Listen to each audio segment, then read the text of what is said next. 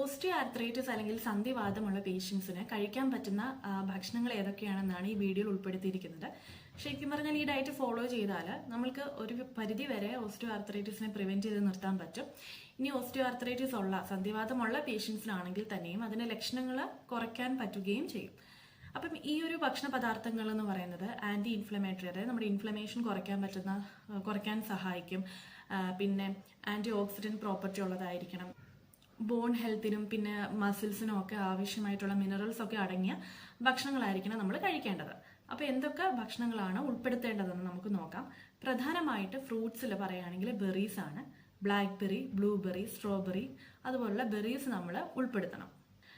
അത് നമ്മുടെ ഇൻഫ്ലമേഷൻ കുറയ്ക്കുകയും പിന്നെ ആന്റി ഓക്സിഡന്റ് പ്രോപ്പർട്ടി ഒക്കെ ഉള്ള ഒരു ഫ്രൂട്ടാണ് ഈ ബെറീസ് എന്ന് പറയുന്നത്. അപ്പോൾ അത് നമ്മൾ ഉൾപ്പെടുത്തണം. അടുത്തതായിട്ട് വാഴപ്പഴമാണ്.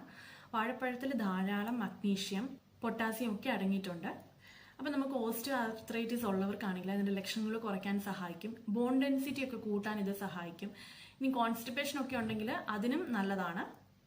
അടുത്തതായിട്ട് മീനാണ്. അതായത് ഒമേഗ 3 ഫാറ്റി ആസിഡ്സ് അടങ്ങിയ ഫാറ്റി ഫിഷ് കഴിക്കുന്നത് നല്ലതാണ്. നമ്മുടെ അയല, മത്തി, പിന്നെ സാൽമൺ പോലുള്ള മീനുകൾ ഉൾപ്പെടുത്തണം. പിന്നെ ഒരെണ്ണമാണ് ഗ്രീൻ ടീ എന്ന് പറയുന്നത്. ഗ്രീൻ ടീ നമ്മളുടെ കാർട്ടിലേജിനൊക്കെ വരുന്ന നാശത്തെ തടയാൻ ഗ്രീൻ ടീ വളരെയധികം സഹായിക്കും. ഇൻഫ്ലമേഷനെയൊക്കെ കുറയ്ക്കാനും ഗ്രീൻ ടീ സഹായിക്കും. പിന്നെ ഉള്ളതാണ് സിട്രസ് ഫ്രൂട്ട്സ്. അതിനകത്ത് ധാരാളം വൈറ്റമിൻ സി അടങ്ങിയിട്ടുണ്ട്. ഓറഞ്ച് പോലുള്ള സിട്രസ് ഫ്രൂട്ട്സ് കഴിച്ചാൽ ഓസ്റ്റിയോ ആർത്രൈറ്റിസിനെ തടയാൻ സഹായിക്കും. അടുത്തതായിട്ട് പീനട്ട് ബട്ടർ ആണ്. പീനട്ട് ബട്ടറിൽ ധാരാളം വിറ്റമിൻ B3 ഒക്കെ അടങ്ങിയിട്ടുണ്ട്.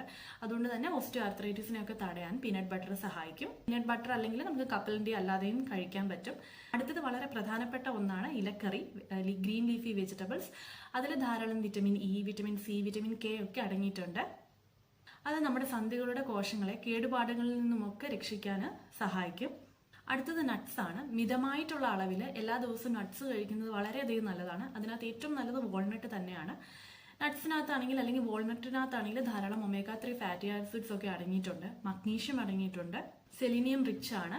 പിന്നെ അത് ഇൻഫ്ലമേഷനൊക്കെ കുറയ്ക്കാൻ സഹായിക്കും. ആന്റി ഓക്സിഡന്റ് പ്രോപ്പർട്ടിയും ഉണ്ട്.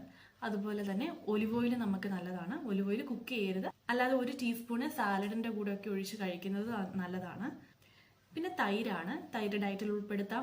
പിന്നെ മഞ്ഞളാണ്. മഞ്ഞൾ നല്ലൊരു ആന്റി ഇൻഫ്ലമേറ്ററി പ്രോപ്പർട്ടി ഉണ്ട്. മഞ്ഞൾ നമ്മൾ എന്തായാലും കറികൾക്കൊക്കെ ഉൾപ്പെടുത്തുന്നുണ്ട്. അല്ലാതെ നമുക്കിപ്പം പാലിൽ തിളപ്പിച്ച് ഒരു 1/4 ടീസ്പൂൺ അല്ലെങ്കിൽ ഒരു പിഞ്ച് മഞ്ഞൾ ഇട്ട് തിളപ്പിച്ച് കുടിക്കുന്നത് നല്ലതാണ്.